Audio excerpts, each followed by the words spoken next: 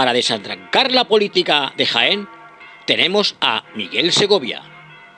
Para cañerías y demás, Tudisa, tu empresa de desatranques. Patrocina Calle Campanas en Radio Guadalquivir.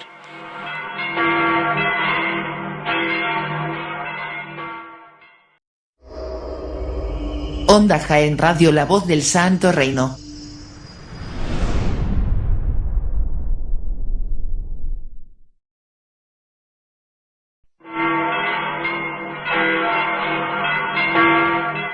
Para desatrancar la política de Jaén, tenemos a Miguel Segovia.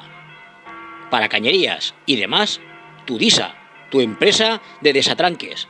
Patrocina Calle Campanas en Radio Guadalquivir.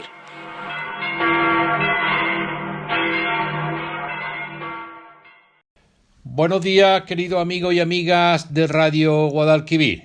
Bienvenidos un día más, hoy jueves 10 de marzo del 2022, 10º día de Cuaresma y ya solo quedan 31 días para la Semana Santa.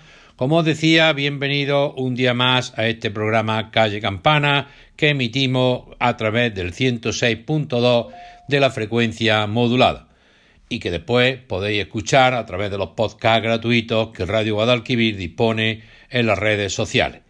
Bien, ayer, miércoles 9 de marzo del 2022, iniciábamos nuestro programa, como todos los días, de lunes a viernes, a las 9 de la mañana, diciendo que seguramente, casi seguro, que el doctor Sánchez, el presidente del gobierno y todas sus terminales mediáticas iban a empezar de un momento a otro a alargarnos el cuento de que la infracción, el precio de la luz, del gas, del petróleo, etcétera, era culpa de Putin.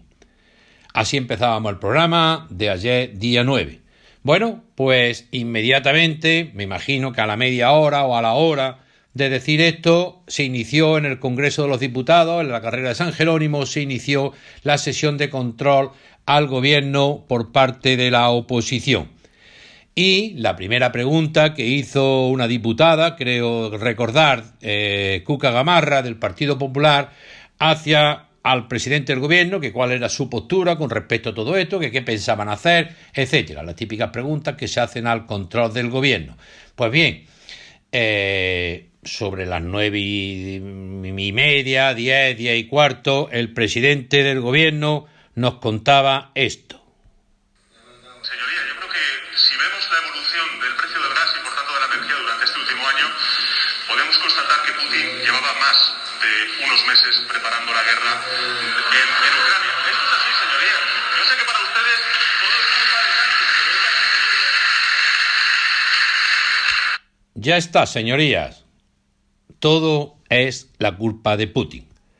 Que el IPC estuviera en el 7,4 antes de iniciar la guerra, que el precio del gasoil estuviera en 1,5 euros antes de empezar la guerra, que el precio del crudo estuviera disparatado, que el precio de los precios estuviera disparatado, eso ya no tiene importancia.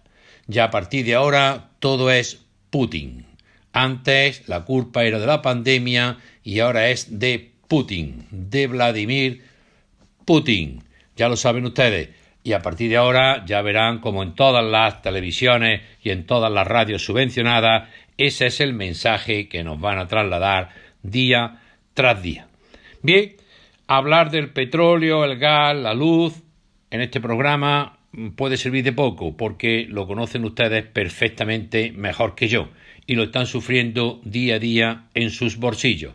Lo que sí ocurre es que puede ser que el precio de este petróleo, de este gasoil que yo eché ayer por la tarde a 1,72, de la luz casi a 544 euros al megavatio hora, el otro día en un pico de 700, pues se acercan a lo que todo el mundo, sobre todo los que saben un poco de esto, hablan como los temidos precios de ruptura. Precios de ruptura que si no bajan, pues la economía va a entrar rápidamente en recesión. Pero no se preocupen, que ya saldrá la ministra Calviño y todo su aparato mediático detrás a decir lo que ya he dicho, que vienen tiempos duros, que el Putin, ya lo saben, esto ya va a ser una constante permanentemente. El lunes pasado, por los precios del petróleo, el gas, el trigo. Acordaros que estaba a 700 euros el lunes el precio, el martes a 544,98 euros el megavatio hora. El barril Brent absolutamente disparatado, y puede ser que, como decía, se entre en recesión si no se bajan de forma inmediata todos estos precios. Por ejemplo, como comentaré más tarde en la noticia siguiente, no dando 23.000 millones de euros a un plan estratégico de igualdad. Se puede invertir perfectamente en reducir el coste de la factura eléctrica. También con lo que voy a comentar ahora a continuación. Pues bien, como os decía, estos precios que tenemos, y que voy a hablar de 544 o de 7,2 o de una inflación del 7,4, pues mañana a lo mejor es 800, ya puede ser que el gasoil, estoy absolutamente convencido que dentro de muy poco va a sobrepasar los 2 euros y no vamos a tardar ni una semana, porque por ejemplo ya en Portugal ha sobrepasado los 2 euros, en Francia está en 2,6 y por tanto esto va a ser cuestión de días. Pues bien, este encarecimiento permanentemente de la energía, de los costes de producción, de las materias primas, pues podría llevar pues a la economía a lo que se llama los precios de ruptura. Es decir, que llega un momento, habéis visto ya como en Barbate y en muchos sitios de la pesca ya no están saliendo a pescar porque el coste supera a lo que puedan tener de beneficio. El otro día, don Francisco Chamorro, el presidente de los constructores en Jaén, dio una rueda de prensa diciendo que las empresas están parando todas las construcciones que había. En la universidad han parado 2 edificios que se estaban construyendo precisamente porque es imposible mantener los precios y los contratos se han disparado. Bien, pero todo esto lo sabemos, pero nosotros no tenemos más remedio que estar permanentemente recordando todo lo que decía esta cuadrilla, porque yo creo que no tienen otra denominación. Esta cuadrilla de ministros y exministros comunistas que tenemos en el gobierno y que le pagamos todos los meses y todos los años, la Ione Belarra, esta mañana miro el dato, cobra 83.000 euros. Pues bien, toda esta cuadrilla que ahora están en el gobierno y no en la oposición, voy a hacerle un pequeño recordatorio de las cosas que nos decían, cómo nos insultaban, cómo nos vilipendiaban, cómo atacaban sin escrúpulo al gobierno del Partido Popular, al gobierno de Pedro Sánchez, cuando la luz estaba a 60 euros el megavatio hora, a 60 euros, no a 544,98 como estuvo antes de ayer, Día de la Mujer, el día 8 de marzo, no a 544, no un 900% más de 60 euros. Cuando estaba a 60 euros, esto es alguna de las lindezas que nos decían esta cuadrilla de comunistas. La pobreza energética mata física y socialmente. Así de contundente lo expresa el Comité Económico Social Europeo.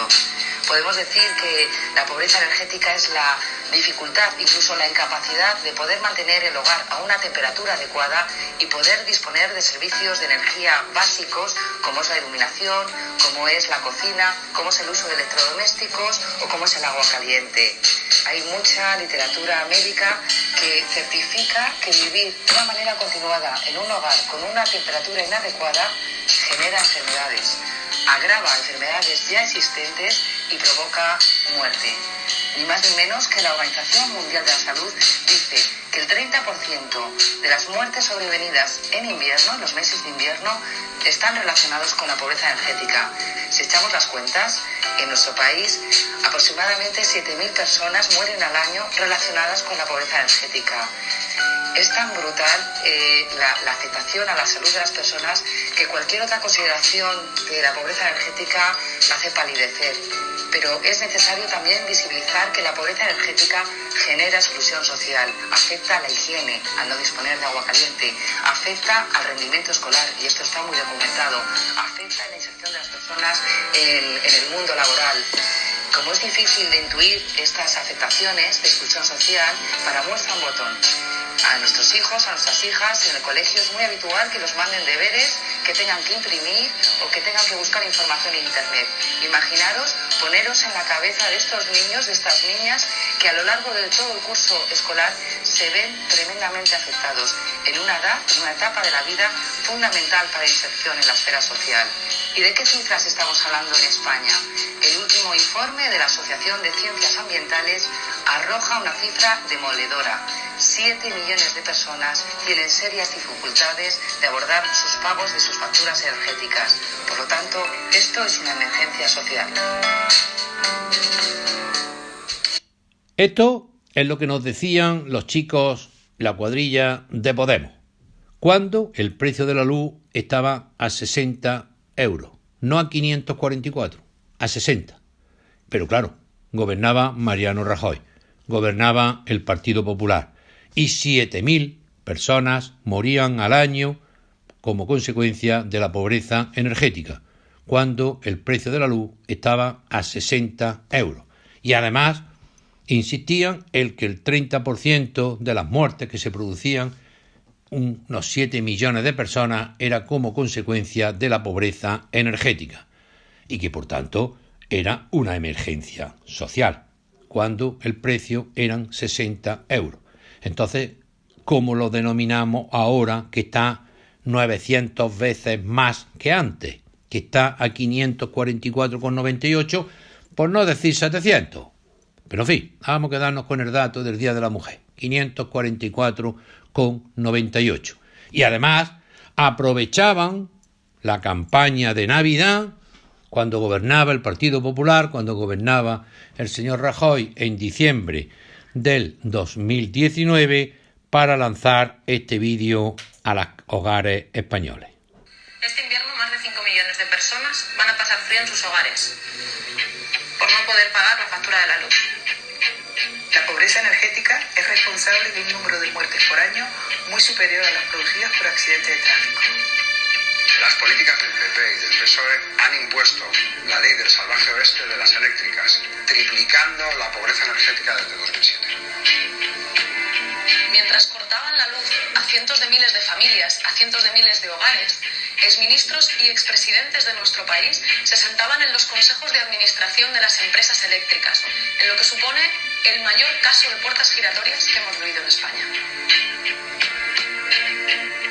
Las grandes compañías eléctricas y sus socios políticos han creado un modelo ineficaz, opaco y especulativo, que ha provocado que tengamos una de las facturas eléctricas más caras de toda Europa. Seguiremos luchando para recuperar los 3.500 millones de euros de dinero público que las eléctricas se han apropiado ilegítimamente en concepto de costes de transición de la competencia. No podemos consentir que se deje sin luz y sin calefacción a familias sin recursos. Por eso, porque llega el invierno, nos movilizamos contra la pobreza energética. El 17 de octubre, vamos. Señor Echenique, diputado y miembro dirigente del grupo que tiene 5 ministros, ¿cuántos millones han recuperado de eso que decían que habían robado las eléctricas? ¿Han recuperado alguno? ¿Y usted tiene la cara dura de ir todas las mañanas al Congreso de los Diputados y seguir trincando el sueldo público después de decir lo que decía?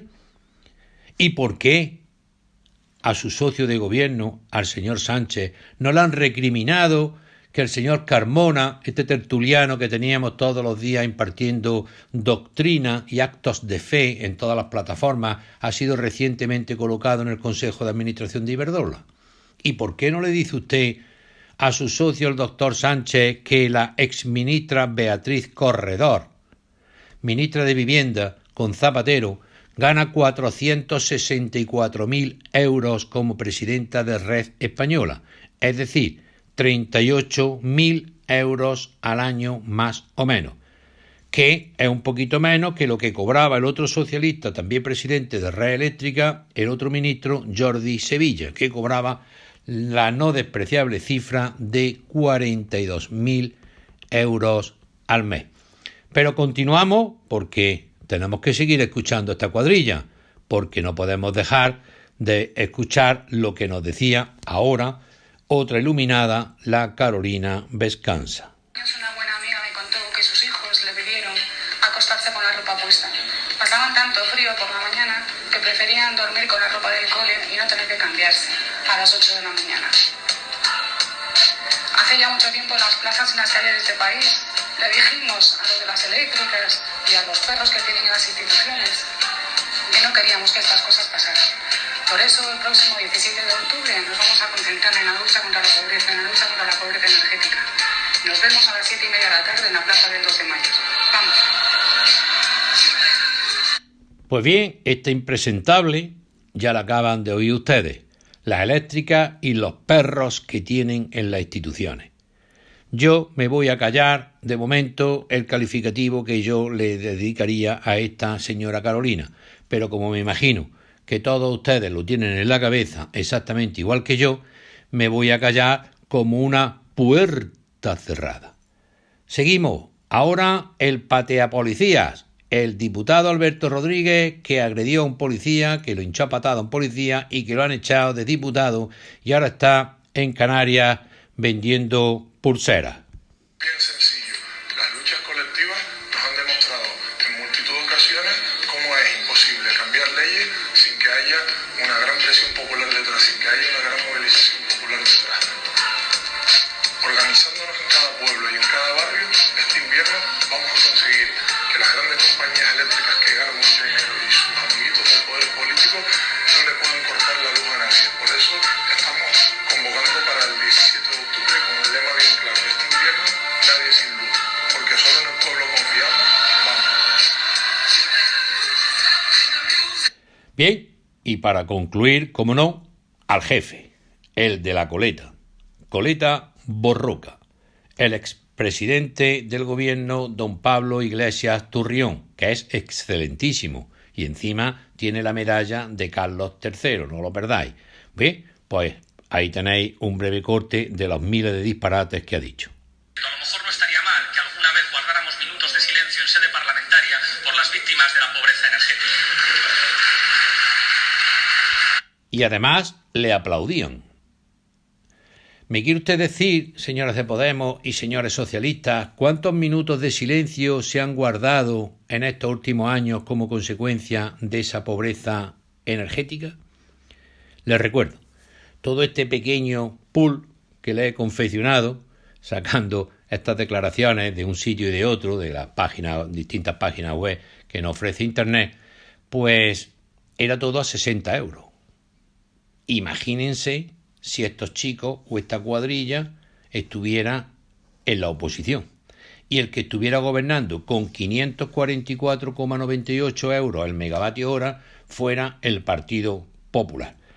Yo no me lo quiero ni imaginar, porque tratándose de todos estos señores no lo quiero ni imaginar, porque ya tenemos bastantes crónicas de lo que hicieron en otra época de la historia de España. Pero lo de Pedro Sánchez estaba avisado. Y además, cuando por parte de la oposición se le ha dicho esto, se han puesto muy dignos. Yo estoy utilizando la guerra. O yo cuando estoy utilizando la guerra. No, señorías, ustedes tienen que rectificar. Yo no estoy usando la guerra. No, usted está usando simple y llanamente lo que ha dicho esta mañana en el Congreso de los Diputados, que no es ni más ni menos que esto, señor Sánchez, y se lo vamos a estar repitiendo permanentemente. Señoría, yo creo que si vemos la evolución del precio del gas y por tanto de la energía durante este último año, podemos constatar que Putin llevaba más de unos meses preparando la guerra en Ucrania. Esto es así, señoría. Yo sé que para ustedes todo es culpa de Sánchez, pero es así, señoría. Putin ha engañado a todos los servicios secretos del mundo. Putin ha engañado especialmente a España, porque somos la quinta que más caro lo tiene de todo. Es decir, que esos precios y ese 1,5 antes de la guerra era porque ya estaba preparándose todo. Todo el mundo ya sabía que iba a haber una guerra y por tanto todo estaba preparado no hace meses, señores, hace años, que Putin ya estaba programando esto y tenía despistado a todos los servicios secretos. Todo. Lo ha engañado a todos. Y por eso los precios ahora están como están. Pues la realidad es esa. Es fácil. Era fácil. Ayer se lo decía yo cuando empezábamos el programa. Era fácil saber la estrategia, porque la estrategia de los caraduras se ve muy rápido. Y conociendo a toda esta gente, pues es muy fácil saber la estrategia que iban a utilizar. Pero no se preocupen ustedes. No se preocupen ustedes. Que se van a hartar de ver esto en todas las terminales mediáticas. En la Sexta, en la SER, en la 4, en la otra, en la Pinto, en Papú. Todo el día repitiendo lo mismo. Porque para eso están subvencionados.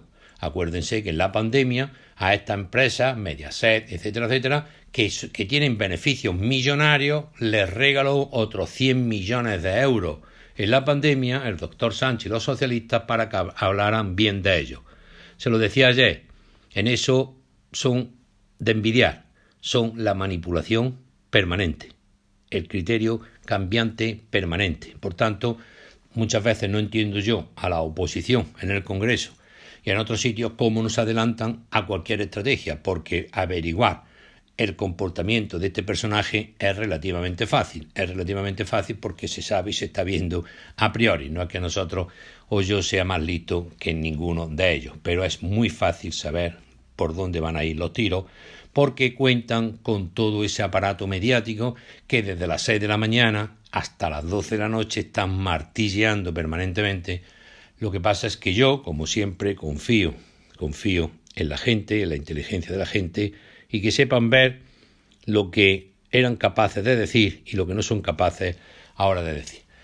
Además, esto lo quiero ligar con una noticia que ya en algunas ocasiones os lo he comentado, y es que las nucleares en España están avisando al gobierno, lo llevan avisando al gobierno durante mucho tiempo. Ya sabéis, muy brevemente, que en España, ya lo he comentado, hay 5 centrales nucleares, pero tenemos 7 reactores, es decir, que hay dos plantas que tienen 2 reactores. Bien, el plan del gobierno socialista es cerrar las centrales nucleares en el 2035 y Podemos quiere adelantar ese cierre al 2028. Bien, como ustedes saben, en España la electricidad y en el mundo se fabrica de una serie de varias formas. Las termoeléctricas, las solares, la fotovoltaica, la nuclear, eólica, etc. Y todo eso forma un pool energético. Bien, pues de ese pool energético, las no renovables suponen en el 2022 en España el 61% y el 39% son las renovables. Es decir, que la suma de la energía producida por las centrales nucleares españolas y las de ciclo combinado, que son las que usan el gas, suponen el 46% de la energía que se produce en España. Bien, conforme está el precio del gas, del petróleo, etc., si se cerraran esas centrales nucleares, ese 22% que generan las centrales nucleares se perdería. ¿Y me quieren ustedes decir de dónde van a sustituir ese 20%? Teniendo en cuenta que además las centrales nucleares no dependen de nada ni de nadie. Son la producción de energía más limpia, menos contaminante, duradera, barata, etcétera, etcétera, etcétera. Los datos que ha dado la sociedad esta de las nucleares dicen que ha estado funcionando 7.597 horas de las 8.700 horas del año. Es decir, que las nucleares han estado funcionando un 87% del tiempo útil que hay a lo largo del mes o a lo largo del día. El 87%.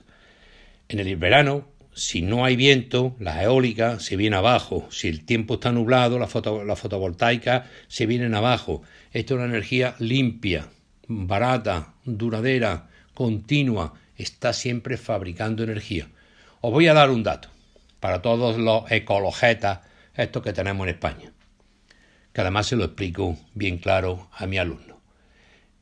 En Francia hay 58 centrales nucleares que generan el 85% de la energía que necesita Francia. Y además, la sociedad que explota esas 58 centrales nucleares, el 80% es de capital público. Es decir, que todo se queda en casa. La empresa pública gestiona todas esas centrales nucleares. Por tanto, así tienen energía suficiente para Francia y además, como ustedes saben, muchas veces España tiene que acudir a comprar esa energía nuclear que fabrica Francia. Por eso, si se fijan o tienen curiosidad y se fijan Francia dónde coloca las centrales nucleares, verán cómo las coloca muy cerca de España. Porque si alguna vez hubiera algún problema, pues que encima que todo venga para nosotros. Y además, parte de los residuos también nos los tenemos que quedar con nosotros. Por tanto, insisten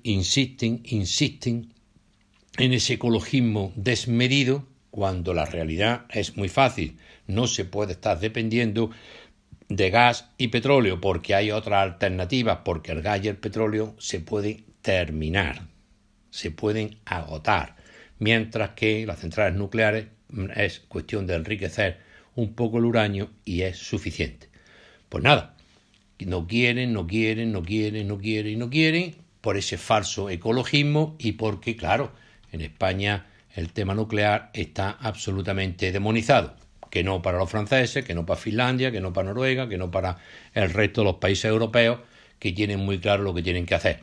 Alemania no tiene ninguna central nuclear, no tiene ninguna. Francia 58, Alemania no tiene ninguna. Solo depende de Rusia y así están viéndose con la oreja al lobo. Por eso, todas esas medidas económicas que está introduciendo la Unión Europea son, entre comillas, un poco ficticias, porque no quieren cerrar el grifo completamente para que Putin a su vez no le cierre la manivela del gas. Es decir, que es una lucha aquí permanente, cuando sería mucho más fácil acudir a este tipo de energía, que unos la califican como renovable, otros como no renovable, me da igual, a este tipo de energía nuclear, que les insisto, hay en muchísimos países, no le quiero contar en China, no le quiero contar en Finlandia, Francia, etcétera, etcétera, etcétera. Y aquí las 7 que tenemos, que nos suministran el 20%, están empeñados en cerrarlas en unos días. Bien, vamos a hacer una pequeñita pausa, tomamos un poco de agua y continuamos nuestro programa Calle Campana.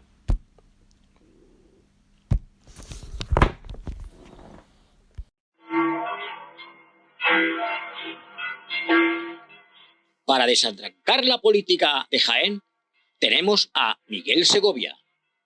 Para cañerías y demás, Tudisa, tu empresa de desatranques. Patrocina Calle Campanas en Radio Guadalquivir.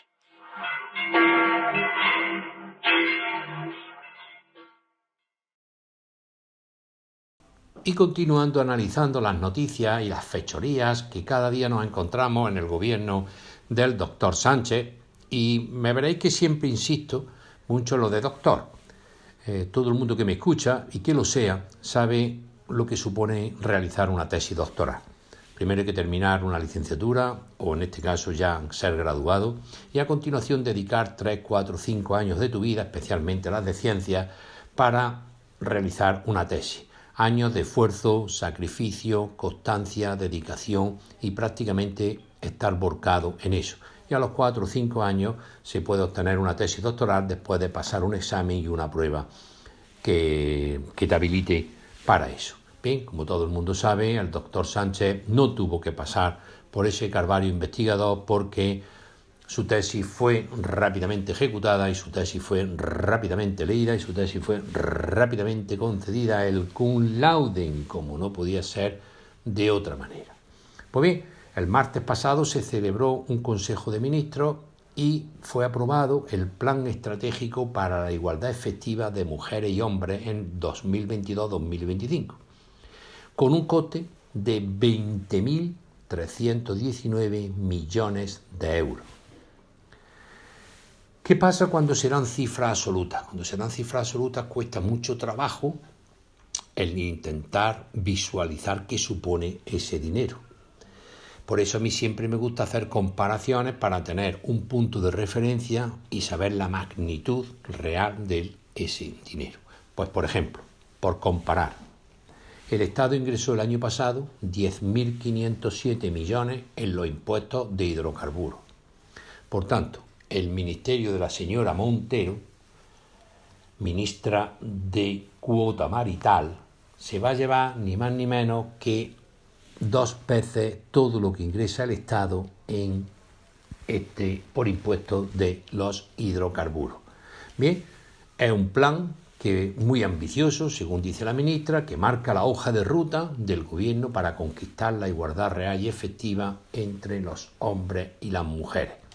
Bien, nos dice que ya está bien que las mujeres no lleven sobre sus hombros todas las tareas, como limpiar los baños o hacer la comida, sino que también tengan tiempo para vivir y tomarse un café con sus amigas.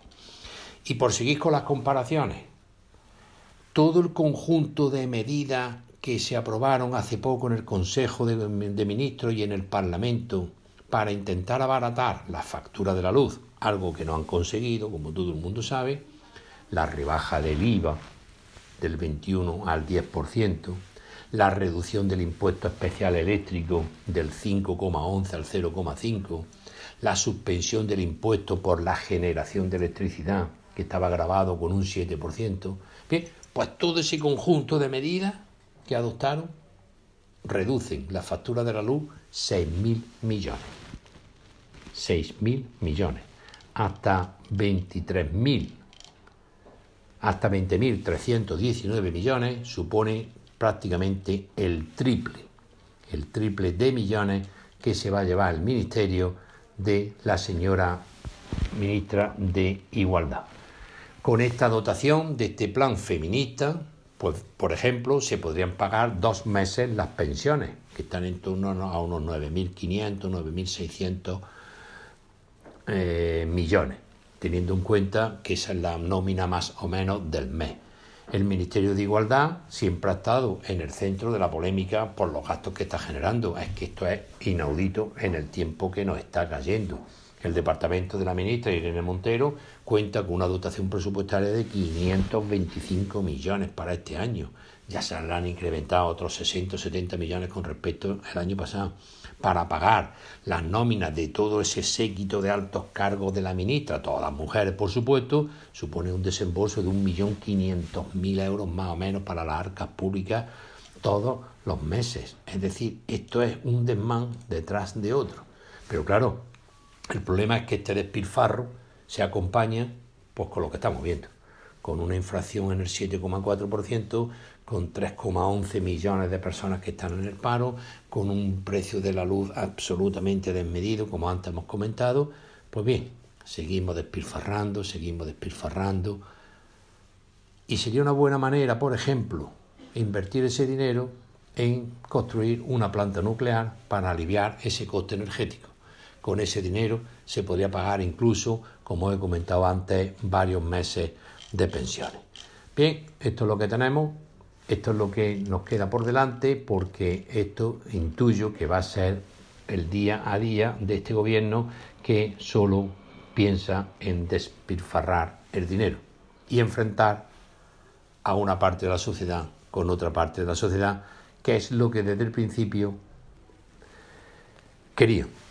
Por cierto, ministra Montero, que ayer hizo un ridículo tremendo. En la rueda de ayer, no, el martes, en la rueda de prensa que dio para anunciar este plan, en la rueda de prensa posterior al Consejo de Ministros. Como ustedes saben, hace unos días su jefa, su amiga, la otra niña de ministra, la señora Belarri, hizo unas declaraciones acusándolo de ser el partido de la guerra. Bien, pues en la rueda de prensa posterior al Consejo de Ministros, donde se anunció este plan, la ministra portavoz ni la dejó hablar. Cuando varios periodistas preguntaron a la señora Montero que a qué se refería con el partido de la guerra, cortó inmediatamente la ministra portavoz y dijo, Isabel Rodríguez, dijo: de eso ya le contestará a la señora Montero cuando esté hablando como representante de Unidas Podemos. Hoy estamos aquí en rueda de prensa después del Consejo de Ministros y no tiene por qué hablar. Bueno, pues, ¿saben lo que hizo la señora Montero? Pues callarse como una puerta cerrada. callarse. Ahora, eso sí, el fin de semana anterior estuvo con el micrófono y en las plazas largando y diciendo y lo que suelen hacer los fines de semana. Ahora bien, cuando ya están enfrente de los miembros de la otra parte del gobierno, se cayó como una puerta. Nadie dijo absolutamente nada, no contestó a nada. Entre otras cosas porque le va en el sueldo. Esos 80 y tantos mil euros más pollaques que ganan estas ministras sin hacer absolutamente nada. Y claro, si no están ahí, como siempre hemos dicho, ¿dónde van a ir? Porque el currículum académico y el currículum laboral de todo este conjunto, de toda esta pandilla de ministros, ministras y ministres del gobierno de doctor Sánchez, muy difícilmente hace que tengan acceso al mercado laboral. Una pequeña pausa y continuamos con nuestro programa. Bien, y para concluir nuestro programa de hoy jueves 10 de marzo del 2022, un repaso a dos noticias de nuestra ciudad, de la capital del Santo Reino. Dándose una vuelta por las redes sociales, hay un debate tremendo acerca de las pequeñas reparaciones que está haciendo el gobierno de Julio Millán en la plaza de Anmaza y las numerosas posiciones que hay en torno a una y otra.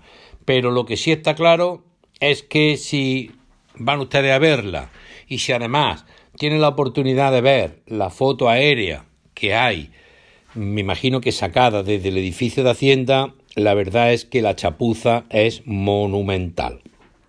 Bien, como ustedes saben, hace unos años el gobierno anterior del Partido Popular remodeló la plaza, que yo soy consciente de que tuvo mucho enfrentamiento ciudadano, incluso hubo manifestaciones para que no se tocara, etcétera, etcétera, etcétera. Bien, y ahí se puede estar de acuerdo, no se puede estar de acuerdo. A mí personalmente no me acabó de gustar, pero en fin, eso fue el diseño que hicieron los arquitectos, ahí está, se remodeló la plaza, igual que se remodeló el Felipe Arche en su día. Insisto, yo no voy a entrar en eso porque yo personalmente puedo decir que a mí no me gustó cómo se terminó la plaza, pero eso no significa que a otra gente le gustara. Y eso nada tiene que ver con que ahora, por lo visto, había, como casi todo Jaén, las baldosas tipo piano. Esto que vas pisando y menos más que aquí llueve poco y te llegas a tu casa y llevas el agua prácticamente por las rodillas, los pantalones completamente manchados de todos los charcos en los que vas metiendo y vas pisando en esas baldosas. Bien, pues resulta que si vais a la plaza, yo he estado esta mañana para comprobar esto que estaba diciendo y he visto las fotos aéreas y la chapuza es monumental. Es decir, esa plaza tiene un granito gris. Bien, por las baldosas que están sustituyendo, están poniendo el granito negro. Y esa plaza tiene unos listones desde la puerta de Hacienda hacia la puerta de la clínica de Los Palmas, que siempre se ha conocido, tiene unos listones de granito negro. Pues ahí están poniendo granito blanco. Es decir, que están justamente poniéndolo todo al revés. Donde tenían que poner el granito negro, están poniendo el granito gris, y donde están poniendo el granito gris, tenían que poner el granito negro. Total, que si veis la foto, que salen muchos medios de comunicación, o incluso allí a pie de calle, pues dantesco. Coño, tan difícil es hacer las cosas como Dios manda. Si usted tiene un listón de granito negro, pues ponga usted ahí las baldosas negras. Y si usted tiene un granito más clarito y hay que sustituir la baldosa, no la ponga usted negra, póngala usted gris. En fin, la garimatía que hay ahí organizada es de órdago. Bueno, eso no deja de ser una anécdota y ya está, por lo menos, al menos las baldosas piano las dejaremos de tener en esa zona.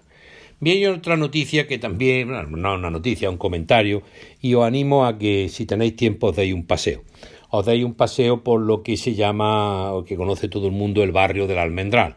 Este barrio que está ahí en la zona sur de Jaén, entre el Tiro Nacional, Tomillo, La Merced, San Felipe, toda esa zona, desde la rotonda donde estaba la palmera, arriba de todo lo alto del Barranco Los Escuderos, hacia la carretera de circunvalación. Eso es todo lo que se conoce con el barrio del Almendral. Bien, pues ese barrio del Almendral, su asociación de vecinos, que quiero recordar que era entre cantones, pues desde unos años para acá adoptó una iniciativa muy bonita y es adornar su barrio, pero adornarlo pues prácticamente sin financiación pública, con el esfuerzo de los vecinos, con el esfuerzo de de la gente que habita en esa zona, que es un barrio normal y corriente, que no tiene ninguna historia, no formaba parte de la judería. Es un barrio que yo calculo que se construiría sobre los años 50, 60 más o menos, se empezaría a construir ahí sobre toda esa roca que tenemos en el sur de Jaén, en el Cerro de Santa Catalina. Bien, pues me gustaría que lo vierais porque es muy bonito. Están haciendo en las calles, están haciendo unas pintadas muy agradables, lo están decorando todo con macetas, lo están poniendo eslóganes, frases en las paredes de las casas. Abajo en la rotonda, enfrente del seminario, hay un mural fantástico, perfecto, porque han aprovechado la roca y han aprovechado el cielo y han hecho ahí un mural muy, muy, muy bonito y muy bien elaborado. Y si os adentráis por el barrio, que tiene sus cuestecillas, como todo Jaén, pues es muy agradable pasear porque podréis comprobar bien que lo están haciendo muy bien. Yo me he dado varios paseos por ahí en varias ocasiones y la verdad es que os lo recomiendo, porque, insisto, es una iniciativa fantástica, es una iniciativa, lo que yo siempre digo, de la sociedad civil, de no estar esperando siempre la subvención, de no estar esperando siempre que nos hagan. También la sociedad civil se tiene que mover y este es un ejemplo paradigmático de lo que estoy contando. Están embelleciendo su barrio, todo el mundo barre, todo el mundo limpia, todo el mundo adorna, las plantas están muy bonitas y además me quedé el otro día con una frase que han puesto y que ojalá se lleve a efecto, la tenían que poner en todas las entradas de los colegios y en todas las calles principales de los colegios. Hay el retrato de una niña con un libro y un consejo. Los niños que leen serán adultos que piensen. Una frase perfecta. Y posiblemente por eso lo que están intentando hacer con nuestro sistema educativo es que cada vez se lea menos y cada vez se usen más los jueguecitos de la PlayStation, del ordenador y de los móviles, para que así se piense cuanto menos posible. Ya sabéis que yo siempre lo he dicho, y además lo he utilizado durante toda mi vida, no solo en mis artículos de opinión, en distintos medios de comunicación, en la página web que yo tenía y todo esto. Ese eslogan era muy simple: pienso, luego estorbo. Bien, queridos amigos, con esto dejamos el programa de hoy, jueves 10 de marzo del 2022. Hay que ponerse a trabajar porque este programa no está subvencionado. Este programa se hace de forma altruista y simplemente por colaborar en difundir noticias de Jaén y, por qué no, dar la cara y decir todo aquello que no nos gusta. Así que muchas gracias y, como siempre os digo, que Dios os bendiga. Hasta mañana.